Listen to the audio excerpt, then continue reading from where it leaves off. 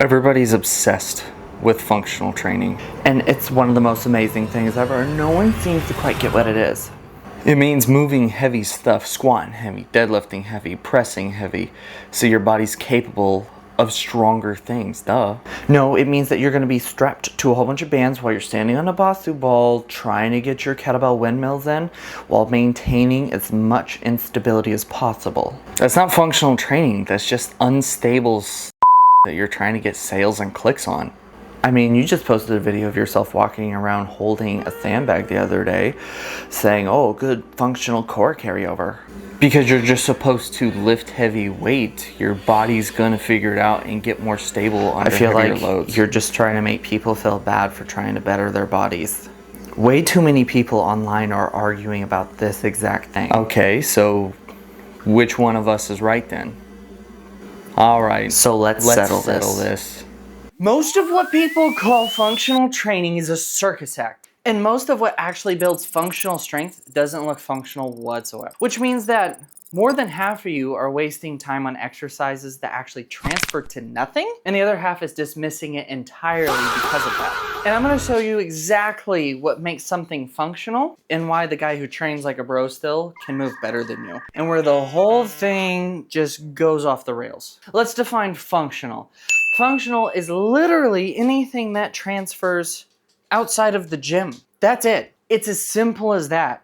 So if you do manual labor, your exercises would either reflect that or pick up the movement patterns to keep everything correct when you're off the job site. If you're just a normal person just trying to live your life, then functional would just be anything that would replicate you having to take the stairs, help a friend move, go on a hike.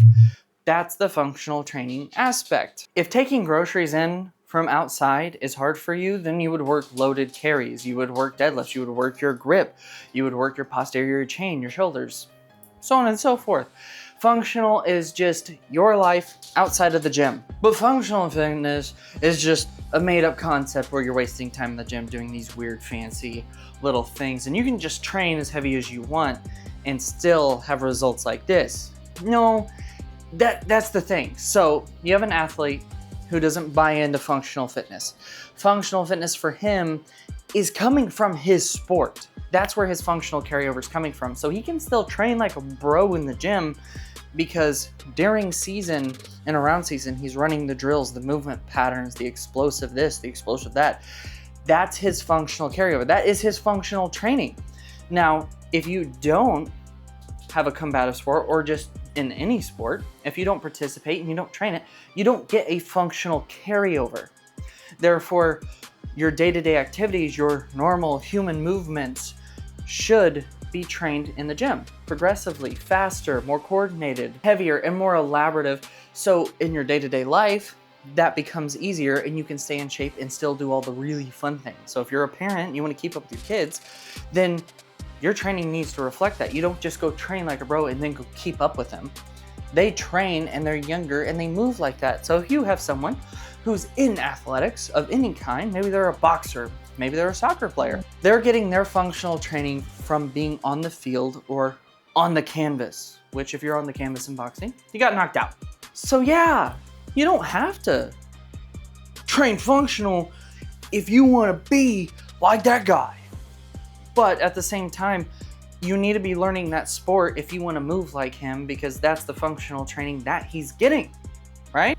So this is the part that completely breaks the argument, because if the sport is what creates the carryover that's functional for that person, then what happens to someone who is not in a sport?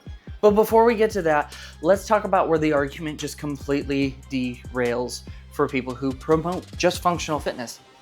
Is most of these movements are so absurd, so out of the ordinary, so unstable, and they are just so tedious to set up that there's no means of meaningfully progressing the movement, getting better at it, and having a nice carryover into day-to-day life or even athletic activity. Why on earth would we do something like that when that has nothing to do with anything? Are you going to be tied up and have to escape? No, that has nothing to do with what you're trying to accomplish. You can't produce more force. You can't progressively overload it. Maybe you get a little better at balance or just being more stable, but everything needs to have a meaning and a purpose as to why it is functional. What is it functional for? So you're training for coordination and development for a task or an event or an opportunity that literally exists nowhere in real life. So for those of you that aren't in any sort of athletics or participate in a sport or recreational activity that is activity-based, you need to seek out some sort of activity, or at least make your training more activity-based, such as jumps, side-to-side movement, lots of rotational work. Get inside of your body, feel it, and then learn how your body can and should move. That is functional, because your day-to-day, if you're just living, I go to work, I go shopping, I cook food, I spend time with family, every once in a while I go out with friends and I go do this, then your training should actively reflect that. If it's just for aesthetic purposes, then that's your functionality, as long as you can move with a purpose. So basic coordination skills and balance skills, as well as working one side of the body versus the other, and then taking turns with that and having a decent aerobic capacity without getting winded going up the stairs, that is your functionality. That is your functional training.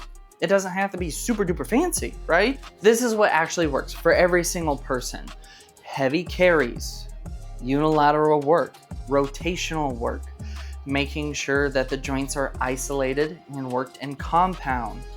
These things is what actually works for a functional carryover, no matter what the sport or the activity or the life represents and is, because that's how it comes together. That's how it's proposed. That's the transference, is basic, simple movements progressed over time through speed, a little bit more stability, more force, working one side at a time, and mimicking day-to-day life. That's what actually works. It doesn't have to look crazy. And yes, it does work, even if someone who's in great shape and can do amazing things says that it won't work because they've never done it, but their sport has the carryover. At the end of the day, if you want to move with a purpose, then move with a purpose. But what is that purpose? You need to ask yourself ahead of time, because that's what's going to derive the activity, the exercises, the duration, and the intensity. And that's how you find what the right program is, because there's not a right program unless there's one for you and your goals, your reasons, your why, and everything else that entails specifically to you. And I know this because I've trained people for almost 10 years, and I've seen it every single time. We can waste time doing a whole bunch of stuff that doesn't help them, but they really, really want it. And then all of a sudden they're upset because what they felt like they needed wasn't addressed, because it was what they wanted. And then you give people everything they need and they get burnt out and they're tired and they're exhausted and they don't want to do it anymore because they feel bored, they feel like they're wasting time. They see the results, but they're like, it stresses me out more to come and do it than it is to just not do it again and just deal with the consequences. Functional training isn't fake, but most of what is sold as functional training is completely and utterly fake. The real test is can you load it? Can you progress it? And do the results show up outside of the gym? If the answer is no to that test, then it's a party trick and you're wasting your time unless you want to impress someone by doing whatever that is. If the answer is yes to the test, then continue to do it, no matter how boring it might seem, because it's working. So make sure the next time you go work out, or you're planning your program, or you're about to buy a program, you run that test first, because you might be wasting your time and your money. So if you have any questions and you're a little confused about what functional means for you, let me know down in the comments, and I will see you guys in the next video. So as always, stay grinding, stay small, and of course, stay silly. I'll catch you all in the next one. Till then, later. It was actually really hard to find a lot of funny, functional style videos that used to exist about a year ago.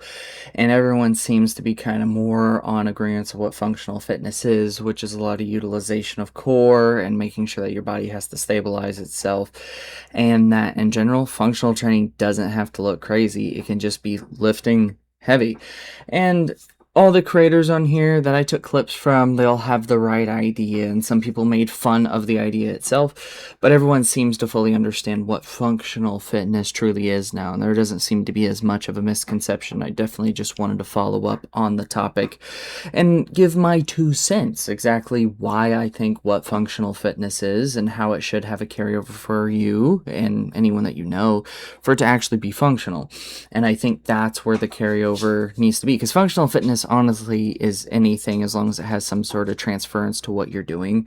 And if in general you just need to be a little bit stronger, or maybe you need to move a little bit faster, or you want to put on a little bit of weight, or you want to lose a little bit of weight, then your functional fitness is simply just being active, and it can look in so many different ways, whether you're learning how to run, whether you're learning how to get up from the ground, whether you're going for a new PR, whether you're getting ready for a combat sport event, whether you're getting ready for a soccer game, whatever you're getting ready for. It's as simple as, is what you're doing in the gym or outside of the gym having some sort of carryover for you? So when in doubt, just make sure that you're exercising with a purpose and what you're doing is towards your goals. And then you can't go wrong as long as you're staying active, being consistent, and trying to progress a little bit each and every day. I hope that helps. I know it's kind of all over the place, but I try to be as specific as I can and really give you some insight from some different perspectives. So stay functional.